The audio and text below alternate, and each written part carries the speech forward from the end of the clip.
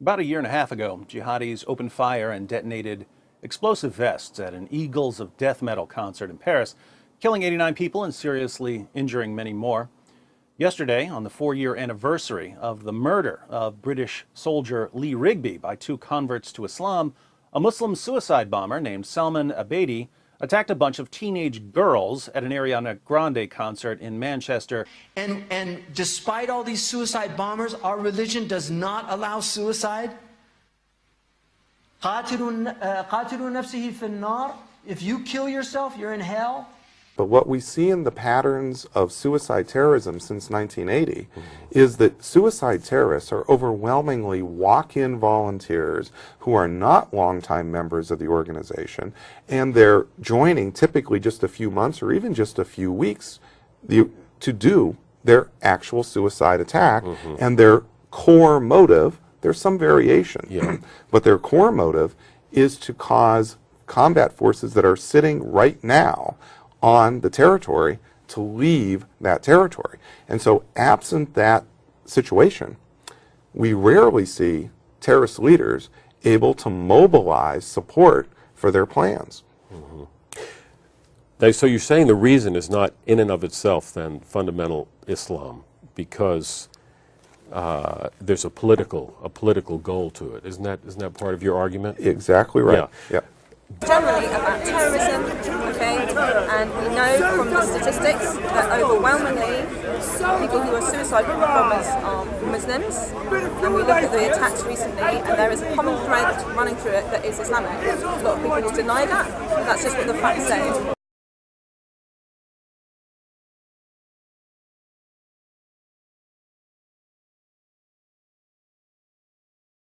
After a soccer match earlier this weekend in Turkey, a twin suicide bombing took the lives of 38 people and injured more than 160 others. Officials believe the bombing was the work of the Kurdish terrorist group TAK, an offshoot of the PKK. This is the 19th terrorist incident in Turkey in 2016. In 2015 alone, suicide attacks around the world reportedly killed or injured more than 9,000 civilians. Most suicide bombings target Muslims rather than non-Muslims. Yet, there's this widespread perception in the West that suicide bombings tend to be carried out by Muslims against non-Muslim targets and serve this religious purpose rooted deep within Islamic doctrine. Suicide bombings have been around since the 18th century. The most comprehensive statistics that were done, as I've mentioned before in the corner, were conducted by someone called Robert Pape in a book called Dying to Win, where he done a statistical research from 1980 to 2005, where he concluded that the people who did the most suicide bombing, he actually found that there are 315 suicide bombs that happened in that period of time. And the number one culprit... Sorry, can you tell me the time period again? It's 315. He said that his name is Robert, between 1980 and 2005. Yeah, this was the most comprehensive study that was done by a sociologist in the field, and probably Robert Pape and his book Dying to Win in the academic spheres, and I know that because I've done research on this personally in universities, is one of the most respected. This one of the most respected works. So from that angle, there's about 315 suicide bombs that were done internationally, according to this man, and the majority of them were done by the Tamil Tigers, which are not Muslims. Now, the reason why someone like yourself, Lizzie, is very, very angry and continually asking about why Muslims continually... It's me asking. Yeah, many people, right. It's because of the media exposure, right? Now, I'm putting forward that according to, if we look at the raw data, there is a disproportionate amount of people that are basically committing suicide attacks that are non-Muslim, that are not being reported whatsoever. And then the myth of religious violence. Like, well, what is that? This myth of religious violence. Muslims, this is the most violent religious period in the history of Islam, probably. If you look at the historian who did the body count study, which is online, proved that the single most violent civilization in human history is the secular humanistic civilization. It's killed more people than any other civilization. The second is Christianity, just by looking at historical numbers. Out of the 7 civilizations studied, Islam was the 6th, number 6. The only less violent civilization than the Muslim civilization was the Hindu civilization. Amazing. Muslims are accused of being violent everywhere. The Ottomans, the Ottoman civilization was the most multicultural civilization in human history, and in many ways surpassed modern multiculturalism because they allowed communities, minority communities, to be completely independent. They had their own court systems. They could judge the people themselves. The Jews had their own court systems in Ottoman countries. In Iraq, they had 3 vilayat. 3. They had the Shia, the Sunni, and the Kurdish vilayat. They didn't force them all to live together. They let them live in their own environment, just like they're asking now for independence. How about the one that is responsible for most of the suicide bombings? Oh, that is so Islamophobic. I am Islamophobic. Yeah. So this idea of, suicide bombings and suicide killings and all that, it's important, again, to understand this in context and understand, where did this start? What is the history behind it, and why do people do it, and where's the connection between Islam? There's always somehow this connection between Islam and suicide bombing. That's what's in the minds of many people, because that's what they consume in mainstream media, unfortunately. Let's take a look at some facts, okay? The first recorded suicide attack that we know of as human beings, as researchers, was actually done by Christian crusaders against Muslims. So there was a group of crusaders who actually sunk their own ship so that they could actually result in 10 times the deaths of Muslims on that the expedition, right? So this is the first incident, right? This is classical. Then you fast forward to like the modern era. You find the first modern suicide bombing that's taking place in St. Petersburg, right? In let's see, what's the year I got? 1881, where they killed the Tsar, basically. The guy was not a Muslim. This was not a Muslim suicide bombing, and suicide bombings continued. It continues and it continues with kamikazes. So in war, you got the Japanese, and what they're doing is many Japanese are volunteering themselves to get in airplanes, and they go and they crash, bombs into certain, ships and to sink those ships. The Germans are practicing the same type of suicide bombing techniques during the battle for Berlin against the Russians. So they're going and they're trying to destroy the bridges that are coming. They're sacrificing their own lives for a military purpose. And then what really happened is there really wasn't much suicide bombing during the Cold War period. That's really interesting. The reason why and this is important for everyone to understand, specifically Joe, is that the reason why there wasn't suicide bombing during the Cold War period is because the superpowers of the US and Russia, Soviet Union, they're equipping these little countries that are fighting with each other, right? They're equipping them with a lot of weapons. When you have a lot of weapons to fight other people back with, you don't need suicide bombing. So then what happened is that we don't see much during the Cold War. The next instance of suicide bombing that we start seeing is in Lebanon. So in Lebanon, when Israel goes and occupies Lebanon in the early 80s, you get a movement of people who cannot fight back against superior military technology that Israel has. So they start getting this idea of, let's go start doing the suicide bombings. What's really interesting, and this is how suicide bombing became prevalent in modern society today. It started in Lebanon particularly, and what's really interesting is 77% of the people who were engaging in suicide bombings in Lebanon, they were communists or socialists. They were not doing it for Islamic reasons. They were not doing it because, they're inspired to do for some Muslim cause or something like that. And what's more interesting is 8% of them were Christian as well, right? So this is not a religious thing. This is a secular thing, meaning in the sense that it's something that people are doing because they have no other military option to carry out anything. And then when people saw that Israel actually backed out of Lebanon, they say, oh, well, it looks like suicide bombing's potentially working, and we don't have any resources to fight back, we should do something along these lines, right? So now somehow, what's going on in the world today is whenever you find a group of people, it doesn't matter if it's the Tamil Tigers in Sri Lanka who are not religious, this is not a Muslim group, they have nothing to do with Islam at all, they were conducting suicide bombings against the government so that they could get their own Tamil region, right? Why are they doing this? This is a way for people who don't have many resources to fight back for whatever cause they're fighting for. So when you're deciding who's a terrorist and what's a terrorist and who's fighting and who's suicide bombing, the first thing you got to ask yourself is this cause justified, what they're fighting for? Are they freedom fighters or are they terrorists? The second thing is, do they have the ability to fight or they don't have the ability to fight back? If they don't have any weapons and they're being oppressed or they have no resources whatsoever, then yeah, they might be willing to utilize their bodies. What does all of this have to do with Islam? Absolutely nothing. There is absolutely nothing connected with the religion of Islam that's saying you should go and use yourself as a use your body as a way of going and targeting a specific bomb at an individual, or going and killing innocent civilians, or all the other things that are somehow connected or tied to suicide bombing.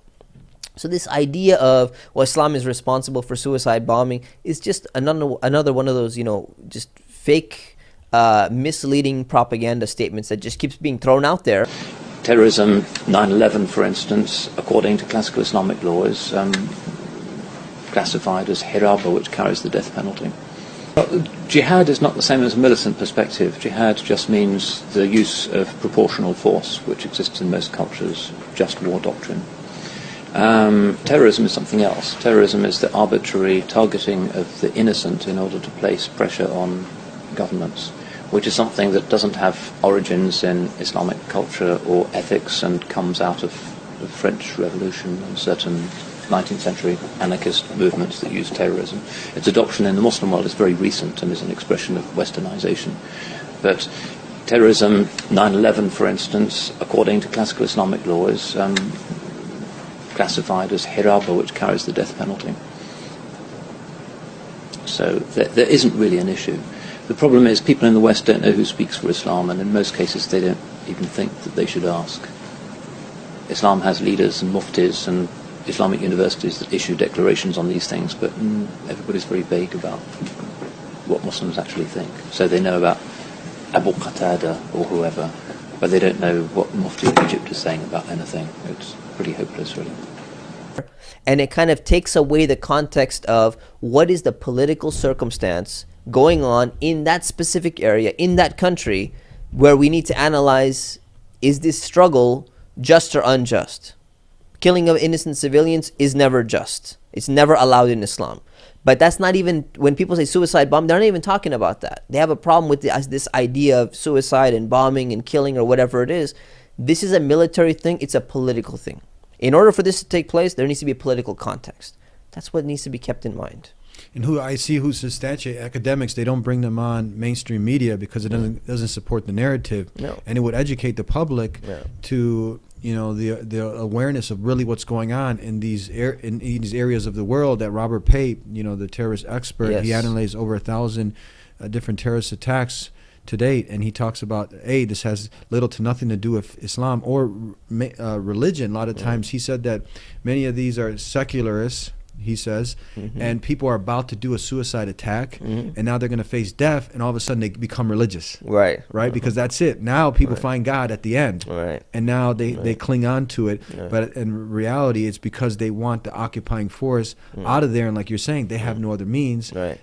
And again, anything to do with Islam now? Yeah, no, it's all political. It's political. It's political. That's exactly what the terrorist expert, Dr. Robert Pape, an that's academic from the University of Chicago, says. That's what every terrorist expert says, that, there's a political, objective that's there. You need to justify that objective. You're gonna justify it either with nationalism, Nazi party, neo-Nazi, whatever it is. You're gonna justify it with some religion that you practice. You're gonna justify it with your superiority of your race. You need to justify the political objective. Some people will use religion to justify it. Some people will use nationalism. Some people will use race. They'll use other factors. If there's no political objective, then there's not going to be any terrorism. In my opinion, it's injustice, humiliation, oppression that are the most common causes of terrorism. Some people claim that religion motivates terrorists. However, the academic research of Dr. Robert Pape has proved the claim to be false. I found myself just almost without thinking about it, collecting the first complete set of all suicide terrorist attacks around the world from 1980 through early 2004. And how long has suicide terrorism been around?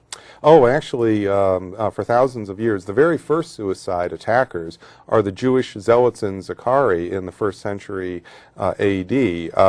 The Jewish zealots were under Roman occupation, and they were trying to foment a rebellion among the Jewish population against their Roman occupiers. Well, what the zealots would do is they would go up to a legion of Roman soldiers, pull out a knife, slit the throat of one of the Roman soldiers, and then the other Roman soldiers would stab or spear that person to death. And those attackers knew that would happen, but they were hoping that they would be able to foment a rebellion or an insurrection with that process. And in fact, that did lead to the Jewish War of 66 AD, which led to the destruction of the Second Temple and the diaspora that had occurred. So those really were successful. It was successful in producing the revolt, but not so successful in terms of producing the outcome that they had been hoping for. Were there, say, theological background for what these early Jews did? Well, actually, it was quite controversial, much like today, where you have some suicide terrorists doing it for religious purposes who are actually stretching and changing the mainstream understanding of their religion. Many zealots at the time were not well respected among mainstream Jewish scholars, and in fact, to this day, there's quite a bit of controversy about the appropriateness of the behavior of the zealots, and it just simply remains an extremely controversial episode.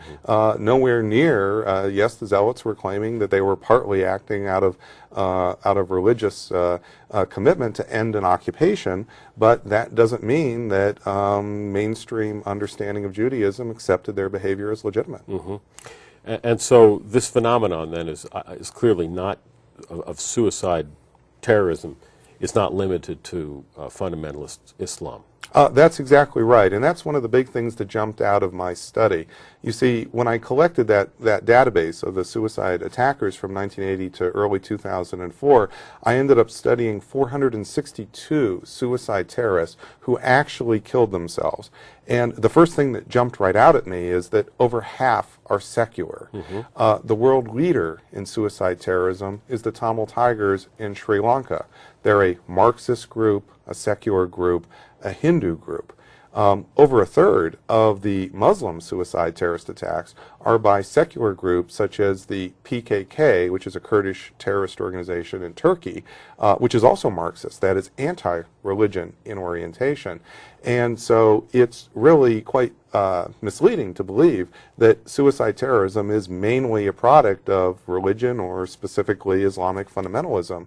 That just hasn't been the case. Of course, it depends what you mean by religion, doesn't it? Because a belief in a kind of ideology, whether it be officially religious or whether it be Marxist, could still take the same form of some action that you perceive somehow is going to have some transformative effect in the world. You're quite right that an ideology, if it were able to produce suicide terrorism independent of specific circumstances, could take the form of a religion. But in fact, what over 95% of all suicide terrorist attacks around the world have in common is not a type of religion or ideology, but a specific strategic goal: to compel modern democracies to withdraw combat forces from territory the terrorists view as their homeland or prize greatly. From Lebanon to Sri Lanka to Chechnya to Kashmir to the West Bank, every suicide terrorist campaign since 1980 has had as its central objective to compel a democratic state to withdraw combat forces. I don't mean advisors with sidearms. I mean tanks, fighter aircraft, armored personnel vehicles from territory that the terrorists prize. Yes, many are religious, many are secular, many are communists or socialists who are pursuing, if you would, a secular religion. But outside of that circumstance of the presence of foreign combat forces on territory the terrorists prize, we rarely see suicide terrorism occurring. So you look at Israel then, in a sense, in precisely this way. In precisely in this way. In fact, suicide terrorism against Israel from the West Bank and from Gaza really begins to take off in the 1990s. And the key thing that's useful for people to know is that Israel occupied those territories starting in 1967, but didn't actually begin to settle the territories with large numbers of Jewish settlers until the 1980s. Today, there are over 400,000 Jewish settlers in the West Bank. In fact, 200,000 near East Jerusalem and another 200,000 outside of the area of Jerusalem in the West Bank. Well, they really didn't begin to come until the 1980s. As late as 1982, there were only 12,000. And what really began to happen from the mid-1980s on is large numbers of Jewish settlers began to settle in the West Bank, and that began to provoke. It began to provoke first ordinary violence in Intifada with throwing rocks and stones, and then guerrilla war, and then suicide terrorism as an effort to try to end that increasing occupation.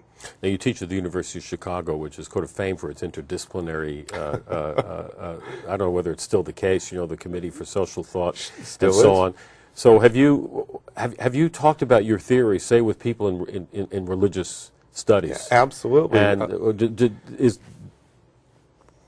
you gain anything from that conversation? Because you're saying somehow there's something about people being on your land, in your territory, Western democracies, or somebody that you feel that shouldn't be there, that somehow inspires this. And in fact, I learned quite a bit from the great scholars we have at our divinity school, because as I began to make these arguments, I of course didn't know much about the history of martyrdom as it's, say, Christian martyrdom or Jewish martyrdom, and I'm learning about this as I'm doing the basic research. Well, they're telling me, often pointing me and guiding me to the literature, which shows that in fact there's a fair bit of similarity in the early martyrs that we note in our own religion, where in the case of both the Jewish martyrs, the Zealots and Zachari, and then the early Christian martyrs, we have cases where they're often acting in opposition to, in both of those cases, Roman occupation. And in fact, in the 2nd and 3rd century, where the Christian martyrs are becoming so prominent, that's really the heyday, if you would, of the large number of Christian martyrs. Many of them are martyring themselves, killing themselves deliberately, as an act of defiance against Rome.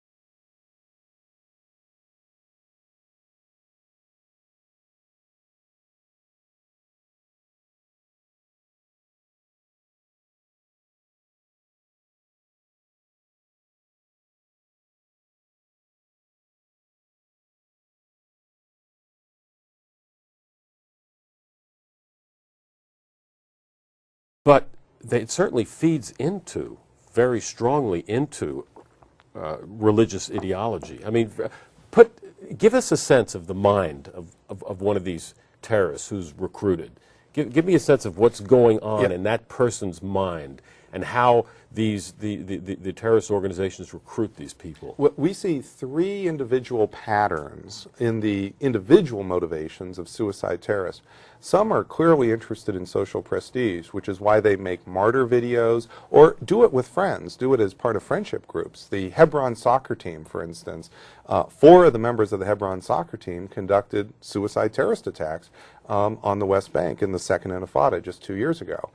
The second pattern we see is the desire for personal revenge against combat forces that have killed either close family members or close friends of the individual. And last November, you might remember that the woman, there were suicide attacks in Jordan. Well, one suicide attacker, her bomb didn't go off, and it was a woman who gave some very poignant interviews afterwards explaining that she had lost 3 brothers in Fallujah in Iraq. She was an Iraqi. She lost 3 brothers in Fallujah during the American assault on Fallujah, and in fact, she was interested in some revenge. And she seemed to show no remorse whatsoever. This third pattern we see are religious. There are religious suicide attackers. I don't mean to deny that, but what cuts across all 3 of those patterns is deep anger at the presence of foreign combat forces that on territory the terrorists prize, and absent that common motive, we rarely see those other individual patterns producing suicide terrorism on their own. Right. I had a guy say to me, hey, would you rather have a country run by Buddhists have a nuclear weapon or a country run by Muslims have a nuclear weapon? I go, I don't know. I wouldn't want to have a country run by Christians have a nuclear weapon because they're the only ones who fucking dropped one. We dropped 2 of them, by the way, and we didn't need to. But if you asked MacArthur and Eisenhower, they said we didn't even need to drop the first nuclear bomb on Japan, and we did it anyway. Japan was looking for a way to surrender. So, again, trying to make out that there's another religion that's even worse than there's nothing worse than the Crusades. There's nothing worse than dropping nuclear bombs. There's nothing worse than invading Iraq. George Bush said they said, did you ask your father for advice on your Iraq invasion? And he said, I asked my heavenly father. And then he called it a crusade. So here we are, a Christian guy invading another Muslim country, killing hundreds of thousands of people, ordering torture and war crimes to cover it up. But because here's the big difference. Terrorism is the violence of the weak, and we condemn it. War is the violence of the strong, and we glorify it, which is why when I go to the Rose Bowl, I have to watch a fucking B-1 bomber fly over, and everybody salute and cheer it. A fucking weapon of death. Everyone, yeah! Okay, it's because would you cheer a jihadist with a pipe bomb or a suicide bomber? Because that's their war. Terrorism is the war of the weak. And a conventional war is the war of the strong. And that's all. So don't quit pretending we're different. We're not. We kill way more people. We've killed way more people.